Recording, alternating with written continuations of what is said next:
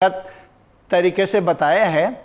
اور زیدی صاحب کی بات تو ماشاءاللہ بہت اچھی باتیں کی ہے۔ میں صرف اتنا بتا دوں کیونکہ میں نے جو دیکھا تھا، جو ستاروں میں جن کی پچھلے بھی پروگرام میں یہی کہا تھا اور ابھی بھی اس پروگرام میں یہی کہہ رہا ہوں، سرطان، حوت، دلو، حمل، میزان اور عقرب، ان کی اس سے متعلق جن خواتین کی شادیاں نہیں ہوئی ہیں ان کی شادیوں کے لیے خدا نے راستے بنا چکا ہے،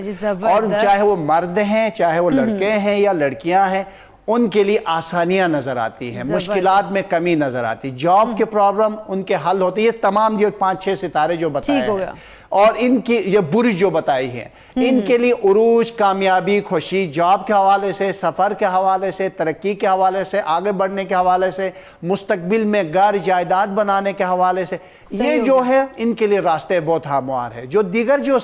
سیارے یا برج جو موجود ہیں، ان میں فی الحال وقتی طور پر مشکلات، مسائل، پرابلم موجود ہیں، اور باقی ان تمام چیزوں کے مشکلات سے نکلنے کے لیے زیدی صاحب صدقہ تو ضرور بتائیں گے۔ البتہ میں یہ کہوں گا، دیکھیں اللہ کی کتاب ہے، جب بھی آپ کوئی پریشان ہوتے ہیں تو قرآن کھولے، کوئی بھی صفحہ کھول کر آپ قرآن پڑھیں، 2 رکعت نماز پڑھیں، انشاءاللہ آپ کی مشکلات میں آسانیاں پیدا ہوں گے۔ البتہ عقرب والوں کے لیے یہ جو 2021 جب شروع ہوگا فروری جنوری سے اور مارچ سے، بلکہ مارچ کی 26 مارچ سے نئی خوشیاں، نئی کامیابیاں اور عروج اور بلندی کے ساتھ بہت سے لوگوں کی زندگی کی خواہشات پوری ہونے والی ہیں۔